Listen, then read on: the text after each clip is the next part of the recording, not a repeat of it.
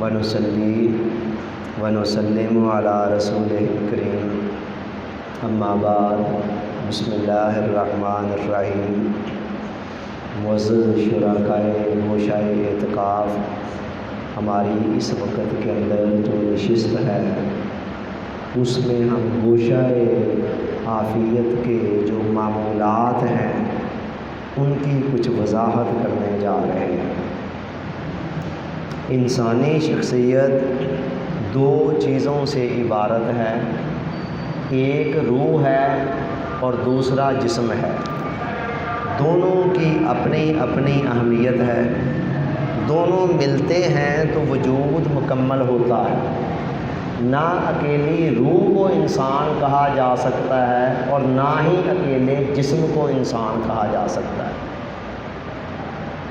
تو شخصیت کا کمال یہ ہے کہ انسانی شخصیت کے یہ دونوں حصے مناسب انداز میں آگے بڑھ رہے ہوں اور ان کے تقاضے ایک توازن کے تحت پورے ہو رہے ہوں۔ ان کے اندر اعتدال کو، توازن کو ملحوظ خاطر رکھا جا رہا ہو۔ اچھا، جسم اور روح یہ دونوں ایک شخصیت کا حصہ ہیں، مگر دونوں کے تقاضے جدا جدا ہیں۔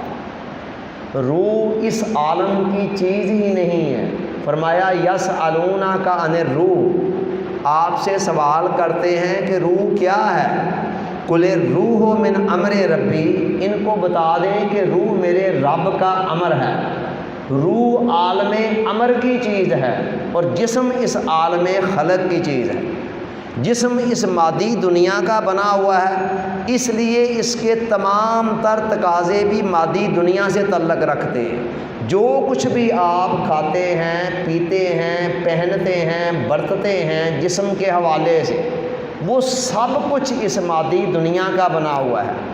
روح چونکہ عالم امر سے آئی ہوئی ہے، لہذا اس کو ان مادی غذاؤں سے کوئی دلچسپی نہیں ہے، ان مادی لوازمات سے ان کو کوئی دلچسپی نہیں ہے۔ اس کی تمام تر دلچسپی کا تعلق یا اس کی غذائیں بھی عالم امر سے تعلق رکھتی ہیں۔ وہ کیا ہیں؟ وہ ہے اللہ کی محبت، اللہ کی معرفت، اللہ کا قرب، اللہ کا ذکر، اللہ کا فکر، اس کے حضوری میں رہنا، یہ ہیں روح کی غذائیں۔ نیکسٹ بات یہ ہے کہ جسم ہمیں دکھائی دیتا ہے، سو اس کے تقاضے بھی دکھائی دیتے ہیں۔ جسم سامنے ہے نا، جسم کو بھوک لگی 1 منٹ میں پتہ چل گیا، جسم کو پیاس لگی چند لمحوں میں پتہ چل گیا، جسم کو گرمی محسوس ہوئی فوراً پتہ چل گیا، سردی محسوس ہوئی فوراً پتہ چل گیا، بخار آیا فوراً پتہ چل گیا، درد ہوئی کہیں فوراً پتہ چل گیا۔ کیوں؟ اس لیے کہ یہ سامنے نظر آ رہا ہے، لہذا اس کے تقاضے بھی سامنے نظر آ رہے ہیں، اور جیسے ہی کوئی تقاضا پیدا ہوتا ہے ہم فوراً اس کو سیٹسفائی کرنے کے لیے چل پڑتے ہیں، کوشش کرتے ہیں، شغل کرتے ہیں۔ مگر روح ہماری نگاہوں سے پوشیدہ ہے، سو اس کے تقاضے بھی ہماری نگاہوں سے پوشیدہ ہے۔ روح سال ہا سال تک بیچاری بھوکی پیاسی رہے، اللہ کی یاد، اللہ کا قرب اس کو نہ مل سکے، وہ بیچاری اپنے طور پر تو بتاتی رہتی ہے، محسوس کرتی ہے اس کمی کو، لیکن چونکہ وہ ہماری نگاہوں سے اوجھل ہوتی ہے، سو ہمیں عام طور پر پتہ نہیں چلتا ہے کہ روح کس چیز کی کمی فیل کر رہی ہے، روح کے اندر کیا مسئلہ ہے، کیا بیماری ہے، کیا پریشانی ہے، کیا ٹینشن ہے۔ ہم عام طور پر اس کی طرف سے غافل رہتے ہیں اور اس غفلت کے اندر چلتے رہتے ہیں۔ نتیجہ یہ نکلتا ہے کہ جسم کو ہم پالتے پوستے سنوارتے نکھارتے رہتے ہیں، اور روح بیچاری اس کے اندر ویرانیوں نے ڈیرے لگائے ہوتے ہیں، وہ پریشان ہوتی ہے، الجھی ہوتی ہے۔ یہ جو روح اور جسم کے تقاضوں کے اندر عدم توازن ہے نا، کہ ایک کے تقاضوں کو تو ساتھ ساتھ پورے کرتے چلے جانا اور دوسرے کے تقاضوں کی طرف دھیان ہی نہ دینا، یہی عدم توازن ہماری بہت ساری پریشانیوں، مایوسیوں، محرومیوں، ٹینشنوں، ڈپریشن، انگزائٹی کی وجہ بنتا ہے۔ اب لوگ اس کا حل تلاش کرتے پھرتے ہیں مادی سامانوں کے اندر، ڈاکٹروں کے پاس، سائیکاٹرسٹ کے پاس، سائیکالوجسٹ کے پاس، ماہرین نفسیات کے پاس، مگر یہ جو اندر کا روگ ہے جب تک وہ ختم نہ ہو، کیسے اس کو قرار آئے، کیسے سکون ملے انسان؟ تو یہ جو روح کی ڈیولپمنٹ ہے، نشو و نما ہے، اس کی ترقی ہے، اس کے لیے ہم نے یہ پروگرام ترتیب دیا ہے جس کو سیلف امپروومنٹ پروگرام کا نام دیا گیا ہے۔ یہ دیکھیں، یہ ایک پیج اس کی تعارف کے اندر ہے، اور یہ جتنی باتیں میں نے کہی ہیں نا، یہ بھی سمجھ رہے ہیں اس کے اندر موجود ہیں، کچھ اور باتیں بھی ساتھ موجود ہوں گی، تو یہ ان کا خلاصہ ہے جو میں نے بیان کیا ہے۔ تو یہ اس کے لیے ایک پروگرام ترتیب دیا گیا ہے، سیلف امپروومنٹ پروگرام، جس کا مختصر نام SIP ایبریویشن جس کا بنتا ہے۔ اچھا جی، آگے چلتے ہیں۔ جس طرح جسم کے علاج کے اندر یا جسم کو صحیح رکھنے کے لیے دو چیزیں ضروری ہیں، ایک تو جن غذاؤں کی، جن تقاضوں کی، جن لوازمات کی جسم کو ضرورت ہے وہ اس کو پراپر انداز میں مل رہے ہو، اور دوسری جتنی چیزیں جسم کے لیے نقصان دہ ہیں ان سے جسم کو بچایا جا رہا ہو۔ آپ ایک طرف شہد کھا رہے ہیں جس سے جسم کو تقویت ملتی ہے، اور ساتھ ہی ساتھ زہر کھا رہے ہیں، تو وہ کیا ہوگا؟ جسم پھلے پھولے گا، پروان چڑھے گا۔ اللہ حاضر قیاس، آپ اگر ساتھ ایسے کام بھی کر رہے ہیں جن سے جسم کو نقصان پہنچ رہا ہے، تو جو فائدے والی چیزیں ہیں فائدوں کو ساتھ ساتھ ہی وہ کینسل کرتے چلی جائیں گی نقصان دہ چیزیں۔ جب بھی ہم ڈاکٹر کے پاس جاتے ہیں، اگر کوئی صحیح ڈاکٹر ہو یا کوئی صحیح طبیب ہو، وہ کیا کرتا ہے؟ وہ نسخہ تو دیتا ہی ہے جس نے جسم کو فائدہ دینا ہوتا، اس کے ساتھ لازمی طور پر کچھ پرہیز ضرور بتاتا ہے کہ یہ چیزوں سے اوائڈ کرنا ہے۔ جتنا مرضی آپ خلوص کے ساتھ نسخے کو استعمال کریں، اگر آپ ساتھ پرہیز نہیں کرتے ہیں تو سوال ہی پیدا نہیں ہوتا۔ آپ نتائج لے لیں، شوگر کے پیشنٹ ہیں، آپ ڈاکٹر کے پاس جائیں، وہ دنیا کی اعلیٰ سے اعلیٰ میڈیسن آپ کو لکھ دیں، ساتھ آپ چینی دڑا دڑ استعمال کیے جا رہے ہیں، اس کے بعد ڈاکٹر کو جا کر کہتے ہیں جی میں نے تو بڑی باقاعدگی کے ساتھ آپ کی دوا کھائی ہے، لیکن کیا کریں جی، فرق تو کوئی بھی نہیں پڑ رہا ہے۔ ذرا خود سوچیں کامن سینس سے، سیم معاملہ روح کا ہے۔ کچھ چیزیں ہیں جو روح کو تقویت دیتی ہیں، اللہ کا ذکر، اللہ کی یاد، قرآن مجید کی تلاوت، نماز پڑھنا، نیکی کے دیگر کام کرنا، اور ساتھ کچھ چیزیں وہ ہیں جو روح کو بیمار کرتی ہیں، غیبت ہے، چغلی ہے، ظلم ہے، زیادتی ہے، نگاہوں کی خیانت ہے، وعدہ خلافی، جتنے بھی گناہ ہیں نا، یہ سارے کے سارے روح کو زخمی کر دیتے ہیں، اسے بیمار کر دیتے ہیں۔ اب ہمارا حال یہ ہے کہ اول تو روح کی جو لازمی غذا ہے ہم وہ ہی نہیں اسے دے رہے ہوتے، پراپر غذا ہی نہیں دے رہے ہوتے، جتنا ذکر فکر اسے چاہیے ہوتا ہے صحت مند رہنے کے لیے وہ نہیں دے رہے ہوتے، اور اگر وہ دے بھی رہے ہوں یا تھوڑا بہت اس میں سے دے بھی رہے ہوں، ساتھ سینکڑوں کام ایسے ایک ایک دن میں کر رہے ہوتے ہیں جو ان سارے اثرات کو کینسل کر رہے ہوتے ہیں۔ نتیجہ یہ نکلتا ہے زندگی گزرتی چلی جا رہی ہوتی ہے، اور روح کی ویرانیاں ہر آنے والے دن میں بڑھتی چلی جاتی ہیں، اور ذہنی قلبی سکون وہ اوریجنل جو ہوتا ہے، جینین جو ایک بندہ مومن کا خاصہ ہوتا ہے، الا ان اولیاء اللہ لا خوف علیہم ولا هم یحزنون، کہ اللہ کے بندوں پر خوف اور غم نہیں ہوا کرتے، وہ خوف اور غم والی کیفیت آتی ہی نہیں ہے۔ آخرت الگ تباہ ہو رہی ہوتی ہے، اور دنیاوی زندگی کو ہم الگ سے تلق کر رہے ہوتے، بنا رہے ہوتے۔ لو جناب، یہ جو دیا گیا ہے یہ دیکھیے گا، یہ 2 شیٹیں بنائی گئی ہیں ہوم ورک کے طور پر پورے منتھ کے لیے۔ منتھ کے بعد آپ نے دوبارہ آنا ہوتا ہے، تو یہ 2 شیٹیں بنائی گئی ہیں۔ یہ ایک ہیں غذائیں روح کی گوشہ عافیت کے معمولات کی شیٹ، یہ چند چیزیں ہیں جو ڈیلی بیسز پہ کرنے والی ہے، اور ان کی مکمل ڈیٹیل ایک ایک عمل کی یہ توضیحات کے نام پر یہ 3-4 پیجز ہیں، جس ترتیب سے یہاں لکھے ہوئے ہیں اسی ترتیب سے مکمل وضاحت ان کی یہاں پر درج کی گئی ہے۔ جو کام بھی آپ کریں گے متعلقہ خانے کے اندر ٹک لگ جائے گا، جہاں کہیں کوئی رہ جاتا ہے پھر وہ کراس لگ جائے گا۔ سفر اور بیماری کی حالتیں مستثنیٰ ہیں، آپ بیماری میں ہیں، سفر میں ہیں، کوئی اور ایمرجنسی میں سارا دن گزر گیا، اس دن آپ ان معمولات میں سے کسی کو نہیں بھی بجا لا سکے، وہاں آپ کراس نہیں لگائیں گے، وہاں جسٹ ایک ڈیش لگا دیں گے، جس کا مطلب یہ ہے کہ آپ کے لیے اس عمل میں ایک چھوٹ تھی، لیکن نماز اس حال میں بھی معاف نہیں ہے۔ پہلا خانہ نماز والا ہے، نماز ہے، پھر قرآن مجید کی تلاوت ہے، پھر کچھ اذکار ہیں اور پھر کچھ افکار ہیں، اور یہ سارے کے سارے 21ویں صدی کے انسان کی مجبوریوں کو ملحوظ خاطر رکھتے ہوئے بڑی آسانی کے ساتھ اس مصروف زندگی میں بھی تھوڑا ٹائم دے کر آپ اس خمیرہ غوزبان عنبری جواہر دار کو یوز کر سکتے ہیں، اس مربع کو لے سکتے ہیں، روح کے ٹانک کو، اور انشاءاللہ اس کے نتائج آپ کو ملیں۔ اور ساتھ ان اثرات کو بچانے کے لیے یہ دوسری شیٹ ہے جو ہے زبان کی حفاظت کے حوالے سے۔ ایکچولی تو ان نتائج کو، اثرات کو بچانے کے لیے ہر قسم کے گناہوں سے پرہیز چاہیے، ٹھیک ہے، لیکن کوئی بات نہیں، سانپ کی سر کے اوپر اگر پاؤں رکھ دیا جائے نا تو پھر وہ بیچارہ کر کچھ نہیں سکتا ہے۔ بس یہ شیٹ جو ہے نا، یہ زبان والے یوں سمجھ لیں کہ نفس کے سر کے اوپر آپ نے پاؤں رکھ دینا ہے، اچھلتا کودتا رہے اس کے بعد، اور شیطان کا بھی سر پھوڑ دینا ہے آپ نے اس شیٹ کے ذریعے سے۔ زبان کی حفاظت 10 چیزیں ہیں بطور خاص اس میں جو لی گئی ہیں۔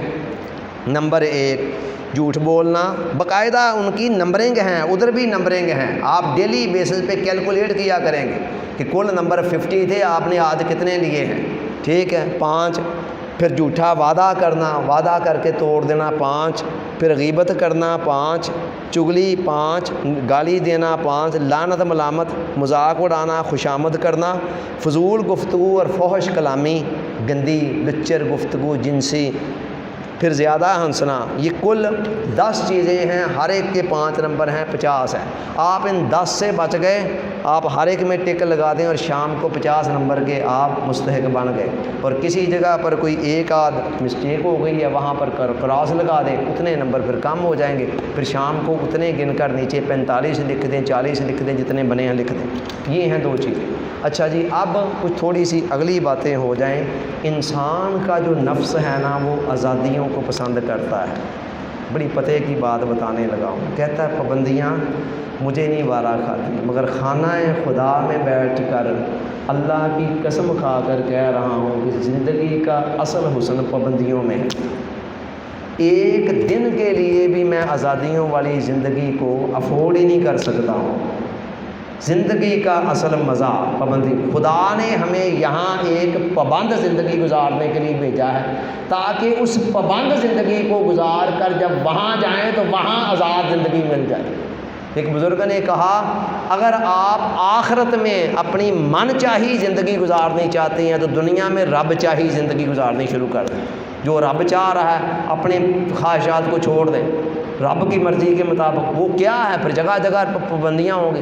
حضور علیہ السلام نے فرمایا، الدنیا سجن المومن، دنیا مومن کا قید خانہ ہے۔ وہ یار سوچیں تو صحیح، قید خانے کے اندر کتنی آزادیاں ہوتی ہیں، کیا کس مغالطے میں ہیں ہم، ہر معاملے میں آزادی ڈھونڈ رہے ہیں۔ الدنیا سجن المومن، دنیا مومن کا قید خانہ ہے۔ قید خانہ پابندیوں کا نام ہے۔ دوسری حدیث میں آقا نے فرمایا، غور سے سنیں، مومن کی مثال ایسے ہے جیسے کھونٹی سے بندھا ہوا گھوڑا ہوتا ہے۔ کیسی بلیغ مثال ہے، کھونٹی سے بندھا ہوا گھوڑا، ایک حد تک آزادی بھی ہے، جیسے ہی کسی سمت میں تھوڑا سا آگے بڑھنے لگتا ہے، رسی کا تناؤ کھچاؤ اس کو بتا دیتا ہے کہ نہیں یہ ریڈ لائن آ گئی، اس سے آگے نہیں جانا۔ یہ ہے بندہ مومن کی زندگی۔ یہ چند سال کی زندگی اس طرح پابند گزاریں، آپ چلیں صحیح چند قدم، آپ کو پابندیوں میں اتنا مزہ آئے گا کہ آپ کہیں گے مجھے نہیں آزادیاں چاہیے، مجھے پابند زندگی چاہیے، آزادیاں میں مرنے کے بعد لے لوں گا۔ آزادیوں کے اندر آوارگیاں ہی آوارگیاں ہیں۔ تو ایک تو یہ دیکھیں کہ یہ نفس اگر کہے کہ یہ کیا ہے، یہ بھی پرہیز وہ بھی پرہیز، اسے کہیں کہ سارا مزہ ہی زندگیوں کا پابندیوں میں ہے، میں نے پابند زندگی گزارنی ہے، مجھے آزاد زندگی چاہیے ہی نہیں، میری زندگی بندہ مومن کی زندگی اور وہ پابند ہوتی ہے۔ نمبر 2، اگلی بات یہ ذہن میں رکھیں، کسی بھی کام کے اندر نا ابتدائی جو سرا ہوتا ہے نا، ابتدا وہ مشکل ہوتی ہے، تھوڑا سا آگے چل کر وہ مشکل اس طرح نہیں رہتی ہے، پھر وہ طبیعت آٹو پہ آ جاتی ہے۔ شروع میں آپ نے ڈرائیونگ سیکھی، کتنی مشکل تھی، کبھی ادھر گرتے تھے کبھی ادھر گرتے تھے، اور اس کے بعد اب کیا ہے، اب آپ باتیں کرتے جا رہے ہیں، ساتھ ڈرائیونگ کرتے جا رہے ہیں، ساتھ موبائل سنتے جا رہے ہیں، ٹھیک ہے۔ شروع میں بچے کو کہا جاتا ہے زبردستی بیٹھو پڑھو، وہ کہتا ہے میں نے تو کھیلنا ہے، اس کا دل چاہ رہا ہوتا ہے کھیلنے کو موبائل پر، لیکن ماں باپ مجبور کر کے بچے کو بٹھاتے ہیں، اور جب چند سال گزرنے کے بعد علم کی لذتیں اور حلاوتیں اس پر آشکار ہونی شروع ہوتی ہیں، وہی بچہ اب کہتا نا پڑھنے میں جو مزہ ہے وہ کھیل کود میں کہاں ہے۔ سیم معاملہ یہاں ہے، آج غیبت کرنے میں بڑا مزہ ہے، اس سے روکنا بڑا مشکل ہے، مگر خدا کی قسم چلتے چلتے وہ وقت آ سکتا ہے، آئے گا انشاءاللہ، کہ جب غیبت کرنا آپ کو زہر نظر آئے گا۔ جیسے شراب پینے سے آپ نفرت نہیں کرتے ہیں، خنزیر کھانے سے نفرت نہیں کرتے ہیں، خنزیر کوئی مفت میں لا کر رکھ دے، کہیں یہ دیکھیں یہ روسٹ ہوا ہے کھا لیں، دنیا کے کتنے ممالک ہیں اگلے پیسے دے کر دیتے ہیں، آپ کو مفت میں لا کر سامنے رکھ دیا جائے، آپ کہیں گے جی میں نے نہیں کھانا، کیوں؟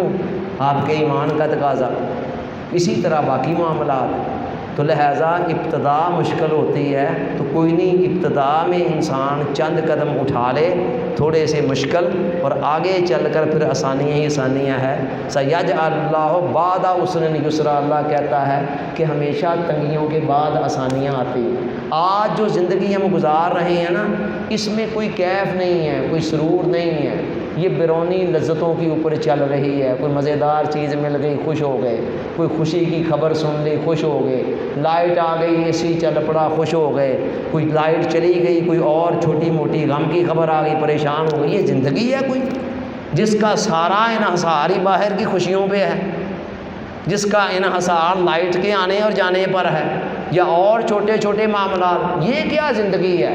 امام سیب بیگ کا بڑا مشہور واقعہ ہے، نحو کے امام تھے، وہ اپنا کھانا اپنے لے کر جا رہے ہیں رومال میں، جہاں کہیں جانا ہے اپنے کام پر، تو ساتھ ان کا وہ تمام تر نوٹس بھی تھے زندگی کا علمی سرمایہ۔ اس زمانے میں کتابیں تو چھپتی نہیں تھی، ہاتھ سے لکھتے تھے، ساری زندگی کا علمی سرمایہ بھی ساتھ۔ راستے میں کتا ایک مل گیا، کتے کو بہت بھوک لگی تھی، اس نے اسمیل کیا کہ اس میں کھانا ہے، اس نے ایسے جھپٹا مارا، چھین کر بھاگ اٹھا۔ امام سیب بیگ کی جان پہ بن گئی کہ میری تو ساری زندگی کا علمی سرمایہ جا رہا ہے۔ وہ بھاگے اس کے پیچھے پیچھے، وہ آگے، راستے میں کوئی مرد درویش، کوئی مرد دانا مل گیا، اس نے کہا سیب بیگ کدھر جا رہے ہو؟ کہتے کتا میرا کھانا لے گیا۔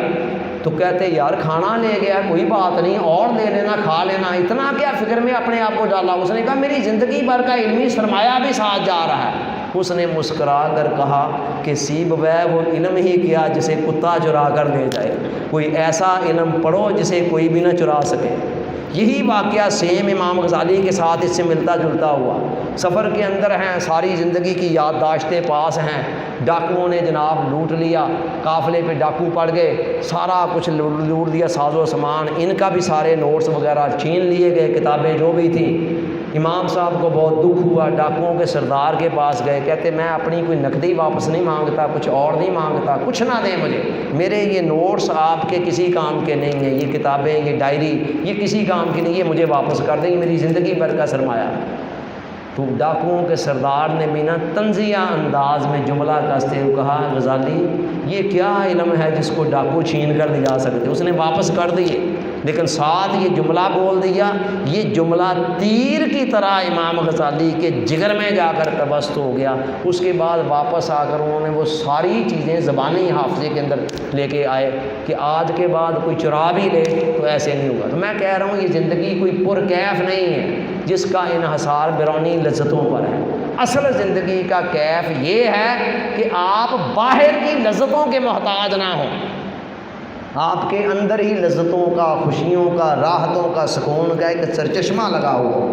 لذت کی بھی 3 قسمیں ہیں نا، ایک لذت ہے جسمانی، یہ حصی لذتیں کھانے پینے پہننے کی، جس میں جانور اور انسان برابر ہیں، ہمارا لیول تھوڑا سا ان سے اوپر ہے یہ، لیکن یہ حصی لذتیں جانور بھی لیتے ہیں۔ دوسرا درجہ ہے لذت ذہنی کا، جس کو لذت وجدانی کہتے ہیں۔ یہ کیا ہے؟ یہ تاش کھیلتے ہیں آپ تو وہاں آپ کو جسمانی طور پر کچھ نہیں مل رہا، ذہن کو مزہ آ رہا ہے، کرکٹ میچ دیکھنے کا مزہ ذہن کو آ رہا ہے وغیرہ وغیرہ، کلیپنگ آپ کے لیے ہو رہی ہے تو مزہ ذہن کو آ رہا ہے، آپ کو جسمانی طور پر کوئی لذت نہیں، کچھ نہیں مل رہا، جسٹ ذہن میں سوچ سوچ کر میرے لیے کلیپنگ ہو رہی ہے، مزہ آ رہا ہے۔ یہ ذہنی لذت ہے جو جسمانی لذت سے اوپر ہے۔ جو ذہنی لذتوں میں چلے جاتے ہیں وہ جسمانی لذتوں کو بھول جاتے ہیں۔ الیکشن کے دنوں کے اندر وہ سیٹ جیتنے کے لیے جو ہمارے ممبران ہوتے ہیں ان کو پتہ ہی نہیں ہوتا کھانا کہاں پینا کہاں، وہ جسمانی لذتوں کو بھولے ہوتے کیونکہ اس سے اوپر والی لذت سامنے ہوتی ہے۔ الیکشن جیت گئے تو واہ واہ ہوگی، بلے بلے ہوگی، جلوس میرے پیچھے ہوگا، یہ ہوگا وہ ہوگا، مزے آ جائیں گے، وہ سارا مزہ ذہنی ہوتا ہے۔ اور اس سے بھی اوپر ایک لذت ہے جس کو لذت روحانی کہتے ہیں، اور جس کا دوسرا نام لذت آشنائی ہے، جس کے متعلق علامہ نے کہا تھا دو عالم سے کرتی ہے بیگانہ دل کو عجب چیز ہے لذت آشنائی۔ دنیا تو کیا آخرت کی لذتوں سے بھی بے نیاز کر دیتی ہے انسان۔ گوشہ عافیت آپ کو لذت کے اسی درجے کی طرف لے کے جانا پڑ چاہتا ہے جہاں آپ مر کر قبر میں بھی چلے جائیں تو آپ کے اندر سکون کا چشمہ موجود ہو۔ وہاں آپ یہ نہ دیکھیں باہر سے کھانا کدھر سے آنا ہے، روشنی کدھر سے آنی، آپ کے اندر روشنی موجود ہو۔ اچھا، گوشہ عافیت کے ساتھ اٹیچمنٹ کی 3 صورتیں ہو سکتی ہیں۔ سب سے پہلی اعلیٰ درجے کی صورت تو یہ ہے کہ آپ اس کے مستقل ممبران میں اپنا نام لکھوائیں کہ جی میں مستقل طور پر گرمی ہو یا سردی ہو، آندھی ہو یا طوفان ہو، بڑی مجبوری کوئی ہوگی نا تو وہ ہمیں بھی پتہ ہوگا کہ اس کی اتنی بڑی مجبوری ہے، اس دفعہ تو بندہ چھٹی کر لے۔ روٹین کی چھوٹی چھوٹی مجبوریوں کو نا پھر درمیان میں آنے، میں آؤں گا جی انشاءاللہ، اس میں کیا ہو، اور ساتھ میں اس لائحہ عمل کو بھی فالو کروں گا۔ جو بندہ یہ دونوں کا کمٹمنٹ کرے گا وہ ہمارا جو واٹس ایپ گروپ بنا ہوا ہے گوشہ عافیت کا، جس میں وقتاً فوقتاً ہمارا آپس میں ایک فیملی بنا رہا ہوں دینی لوگوں کی، اللہ کرے کل کو فیملی قیامت میں بھی کہیں کسی جگہ پر سیٹل ہو جائے تو وہ جو ایک صحبت بنا رہا ہوں، ایک کمپنی بنا رہا ہوں ہم خیال لوگوں کی، وہ اس میں بھی پھر آ جائے گا، اس کے ساتھ وقتاً فوقتاً گاہے بگاہے بذریعہ واٹس ایپ گروپ کے ذریعے بھی کوئی رابطہ چلتا رہے گا۔ یہ ہے سب سے اعلیٰ صورت، لیکن ضروری نہیں ہے سارے اس کو لیں۔ کوئی کہے گا جی دوسری صورت یہ ہو سکتی ہے، ایک بندہ کہے کہ جی میں گوشہ عافیت کے اندر تو باقاعدگی سے آنے کی حامی بھرتا ہوں، لیکن یہ پروگرام یہ میں اس انداز میں یہ میرا نفس نہیں مانتا ہے کہ میں اتنی اس پابندی کو گوارا کروں، تو ٹھیک ہے وہ اس طرح کر سکتا ہے۔ اور تیسری صورت یہ ہے، ایک بندہ کہے جی میں باقاعدگی سے آ نہیں سکتا ہوں، جس دفعہ میرے پاس ٹائم ہوگا آ جایا کروں گا، نام لکھوا دیا کروں گا اس دفعہ، تو ویسے یہ ہے کہ یہ پروگرام مجھے بڑا اچھا لگ رہا ہے، یہ میں اپنے طور پر کرتا رہوں گا، مجھے چیٹیں دے دے 100 بسم اللہ لے جائے وہ بھی کرے۔ دیکھیں دریا کا کام بہنا ہوتا ہے، اسے اس سے غرض نہیں ہے، بڑا اچھا جملہ بول رہا ہوں، اسے اس سے غرض نہیں ہے کہ میرے اندر سے کوئی چلو بھر کے لے کے جا رہا ہے یا پیالہ بھر رہا ہے یا پورا کین بھر رہا ہے، اس کا کام بہنا ہے، ٹھیک ہے۔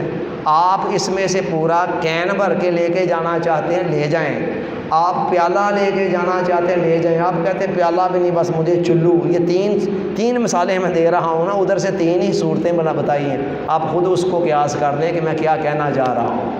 تو ہماری طرف سے آپ کو کھلی اجازت ہے، جس طرح بھی آپ چلنا چاہیں 100 بسم اللہ، موسٹ ویلکم، ہمیں اس سے کوئی غرض نہیں ہے، ہم جس کے لیے کر رہے ہیں وہ اللہ تعالیٰ اپنی بارگاہ میں اس کو قبول فرمائے۔ اب آپ کو میں چند خاص ٹپس دینے جا رہا ہوں، اور ان کی مثال ایسے ہے جیسے وہ پہلوان جب اکھاڑے میں اترتا ہے نا تو اس کا جو کوچ ہوتا ہے نا، مینٹور، کوچ، ٹرینر، وہ اس کو کچھ خاص داؤ پیچ بتاتا ہے، ٹھیک ہے، ایسے ہو جائے تو ایسے کرنا ہے، یوں کرنا ہے، یوں نہیں کرنا ہے۔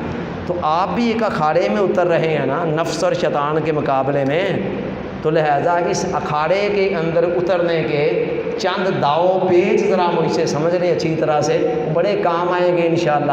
جب ادھر پیچا پڑا ہوگا نا نفس اور شیطان کے ساتھ تو اس وقت یہ داؤ پیچ آپ کے بہت کام آ رہے ہیں۔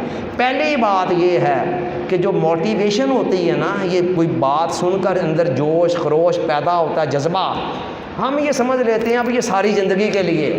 میں نے زندگی میں کئی اسپیچیں سنی، انہوں نے میرے اندر آگ لگا دی، میں نے کہا اچھا شاید یہ آگ ساری زندگی اب لگی رہنی ہے اسی طرح، لیکن چند دن نہ گزرے وہ جوش و خروش سرد پڑ گیا۔ کبھی میں نے خود کوئی کسی کام کا عزم کیا تو مجھے ایسے لگا بس ٹھیک ہے اب یہ عزم ساری زندگی کے لیے ہے، چند دن نہ گزرے وہ عزم کی گرہ آہستہ آہستہ ڈھیلی ہونی شروع ہو گئی۔ لہذا یاد رکھیں، نپولین ہل نے آج سے کوئی 50 60 70 سال پہلے بڑی خوبصورت کتاب لکھی، اس میں اس نے لکھا کہ جوش و خروش کی مثال گھڑی کی چابی کی طرح ہے۔ اس زمانے میں نا وہ گھڑیوں والی چابیوں والی گھڑیاں ہوتی تھی، پرانے لوگوں کو پتہ ہے نا، یاد ہے نا، ہر 24 گھنٹے بعد اس کو چابی دینی پڑتی تھی۔ اب یہ نئی نسل تو نہیں جانتی ہوگی ان گھڑیوں کو، انہوں نے دیکھی ہی نہیں ہے، وہ یہ ڈائریکٹلی یہ آئے ہیں ان الیکٹرانکس پر، تو لہٰذا تو 24 گھنٹے بعد چابی ختم ہو جاتی تھی۔ ایک دفعہ کی چابی ساری زندگی نہیں کام دیتی، پھر 24 گھنٹے بعد چابی دیں گے تو پھر دوبارہ چلے۔ تو انہوں نے کہا جوش و خروش کی مثال گھڑی کی چابی کی طرح ہوتی۔ تو لہٰذا ایک تو منتھلی موٹیویشن کے لیے یہ ہمارا سیشن ہوا کرے گا نا ایک دن کا، یہ بڑے بگ لیول پر، لیکن ڈیلی بیسس پر آپ نے روزانہ اٹھ کر بھی نا اپنے عزم کو تھوڑا سا جوان کرنا ہے، تجدید کرنی ہے اس کی انشاءاللہ۔ اور عزم ایک دن کے لیے کرنا ہے، ساری زندگی کے لیے نہیں، ٹھیک ہے۔ یہ زبان کی حفاظت کے جتنے اصول ہیں آپ نے یہ نہیں کہنا، میں نے کہنا نہیں شام تک آج کراس کوئی نہیں لگا، ٹھیک ہے۔ پکا ارادہ کر کے چلیں اور دیکھیں اس ارادے کے اندر کیسی خیر، اللہ سے مدد مانگ کر چلیں، ٹھیک ہے۔ ایک تو ڈیلی بیسس پر عزم کرنا ہے، اور وہ عزم ایک دن کے لیے ہی کرنا ہے، صرف آج شام تک کے لیے۔ آج شام تک کا وقت کتنا زیادہ ہے۔ بڑے بڑے عزائم میں نے دیکھے جو ایک دن کے لیے کیے وہ بندہ بڑے آرام سے نبھا لیتا ہے، کل آئے گا تو پھر کل نئے دن کے آغاز میں دوبارہ کر لیں گے۔ آج تک رکھیں اپنے عزم، ایک بات۔ اچھا، اگلی بات یہ ہے کہ چلتے چلتے بے دھیانی میں، خاص طور پر زبان کے حوالے سے بچپن کی عادتیں پڑھی ہوئی ہیں نا، بعض اوقات یاد نہیں ہوگا، بے دھیانی میں کوئی جملہ غیبت کا، کوئی چغلی کا ابتدا میں نکل گیا ہے منہ سے، اس کو سیریسلی نہیں لینا ہے، اس کو وہیں پہ سوری کر کے اللہ سے کہ اللہ مجھے معاف کر دے، یہاں پر کراس نہیں لگے گا۔ بے دھیانی میں چلتے چلتے اچانک لا علمی میں کوئی اتنا ارادہ نہیں تھا، نہ اس دوران کوئی اتنا لمبا چوڑا یاد تھا، بس ایسے ہی عادت کے تحت بے دھیانی میں لاشعوری میں کوئی ہوگی مسٹیک، اس کو نہیں سیریسلی لینا ہے، اس کو سمجھنا کچھ ہوا ہی نہیں ہے، فوراً اللہ سے کہیں یا اللہ مجھے معاف کر دے، استغفار، اور ساتھ آگے چل پڑے، اس کا یہاں کراس نہیں لگائے گا۔ کراس کب لگے گا؟ جب آپ اپنا کسی ارادے کے تحت آپ کے ضبط کی گریں اتنی ڈھیلی پڑیں کہ آپ کو پتہ بھی ہے میں اس وقت غیبت کر رہا ہوں، لیکن آپ کر رہے ہیں، آپ کو پتہ ہے اس وقت میں بڑی لمبی چوڑی فضول باتیں کر رہا ہوں، آپ کرتے چلے جا رہے ہیں، تو کوئی بات نہیں، اس وقت کراس پہ لگ جائے گا، نو پرابلم۔ کراس لگی، آپ گر گئے، عزم کیا تھا کہ نہیں کرنا، گر گئے۔ گرتے ہیں شاہ سوار ہی میدان جنگ میں، وہ طفل کیا گرے گا جو گھٹنوں کے بل چلے۔ بچوں نے کیا کرنا، وہ مرد میدان ہی گرا کرتے ہیں۔ گھبرانا نہیں ہے، شرمندہ نہیں ہونا ہے، پریشان نہیں ہونا ہے میں گر گیا ہوں، مایوس نہیں ہونا ہے میں گر گیا ہوں۔ زندگی مسلسل امتحان ہے، یہاں 10 بار گرنے کے بعد 11ویں مرتبہ اٹھ جانے کا نام کامیابی ہے۔ بڑے بڑے پہلوان جن کو آپ دیکھتے ہیں جسمانی یا روحانی، یہ سارے گر کر ہی اٹھے ہوئے ہیں، لہذا فکر مندی نہیں ہونے۔ لیکن اگلا نقطہ غور کریں، جس جگہ پر گرنا ہے نا اسی پوائنٹ سے اٹھ جانا ہے۔ کراس تو آپ لگا دیں گے، پھر جب آپ نے اپنے ارادے سے کہیں وہ غلطی کی، آپ کو کرتے وقت بھی پتا تھا یہ میں غلط کام کر رہا ہوں، کراس لگ جائے گا، لیکن وہیں سے اٹھ جانا ہے۔ یہ بڑا اہم نقطہ ہے جو مجھے 50 سال کے بعد سمجھ میں آیا۔ ہوتا کیا ہے، بندہ گرا، اس نے عزم کیا، وہ عزم ٹوٹا، وہ گر گیا، اب وہ کافی فاصلہ اس گری ہوئی حالت میں ہی طے کر رہا ہے، پھر چند دن بعد دوبارہ سوچتا ہے نہیں یار اب میں نے دوبارہ ایسے کرنا ہے۔ وہ فاصلہ جو نیچے پستی میں طے ہو رہا ہے وہ نہیں کرنا، جس مقام پر گر گئے ہیں نا وہیں سے دوبارہ اٹھیں، اللہ تعالیٰ سے معافی مانگیں اور نئے سرے سے اپنے عزم کو تازہ کر دیں، وہاں سے اٹھ جائیں۔ اس طرح آپ ساری زندگی بھی گرتے رہے ہیں نا، وہ گرنا آپ کا کچھ نہیں بگاڑے گا، جتنی مرتبہ گریں گے اٹھیں گے اتنا ہی اللہ کو آپ پر پیار آنا شروع ہو جائے گا، ٹھیک ہے۔ وہ کہتا ہے میں تقویٰ والوں سے محبت نہیں کرتا ہوں، ان اللہ یحب التوابین، بار بار جو گر کر اٹھتے ہیں نا توبہ کرتے ہیں وہ بھی مجھے اتنے ہی پیارے ہیں۔ ساری زندگی فرض کریں آپ کو نئی استقامت مل پاتی، مل تو جانی ہے، چند دن کی بات ہے، میں ویسے بات کر رہا ہوں، پھر بھی پریشانی والی بات ہی کوئی نہیں ہے۔ کچھ لوگ اگر تقویٰ کے ذریعے پہنچ گئے، آپ توبہ کے ذریعے پہنچ گئے، آپ مختلف جگہوں پہ گر رہے ہیں، گر کر اٹھ رہے ہیں، اٹھ کر توبہ کر رہے ہیں، تو کوئی بات نہیں، آپ گر کر اٹھتے اس طرح گرتے پڑتے پہنچ جائیں، اور انشاءاللہ اللہ تعالیٰ آپ کو تھام لے گا، زیادہ گرنے بھی نہیں دے گا، ابتدا کی بات ہے۔ سمجھ آ رہی بات کی؟ اگلا نقطہ یہ ہے، حضور علیہ السلام کی اس حدیث مبارکہ کو اپنا رہنما بنانا ہے، من استوى یومہ فہو مغبون، جس کے 2 دن برابر ہیں وہ خسارے میں ہے۔ یہ معمولات شیٹ کا آخری عمل ہے، رات کو سوتے وقت احتساب نفس 5 منٹ کے لیے، اس میں اس حدیث کی روشنی میں اپنا جائزہ لیں، کل سے آج تک میری حالت کتنی بہتر ہوئی، حالت کی بہتری کا جو کرائٹیریا ہے وہ کیا ہوگا، وہ آج کا جو ضبط نفس کا تیسرا لیکچر ہوگا نا، اس لیکچر وہ اسپیچ آپ سنیں گے میری لیکچر، وہاں سے آپ کو پتہ چلے گا کہ وہ پیمانہ آپ نے کیا رکھنا ہے جس پر آپ نے پرکھنا ہے۔ تو یہ چند چیزیں ہیں، اور خاص طور پر ایک بات کہ ضبط نفس کے جو 3 لیکچر ہونے جا رہے ہیں، 2 میرے لیکچر ہوں گے اور ایک میرا ہی پہلے سے ریکارڈڈ لیکچر ہے جو آپ کو سنایا جائے گا، ان کو جتنا زیادہ آپ تھام کر رکھیں گے نا، اتنا ہی زیادہ انشاءاللہ نفس اور شیطان آپ سے دونوں ہی ڈریں گے۔ آج تو آپ ان سے ڈر رہے ہیں نا، چلتے چلتے وہ آپ سے ڈرا کریں گے انشاءاللہ العزیز۔ تو میں اسی پہ اکتفا کرتا ہوں، اس نشست کو ختم کر رہے ہیں۔ اللہ تعالی ہمارا حامی و ناصر ہو، وما علینا الا البلاغ۔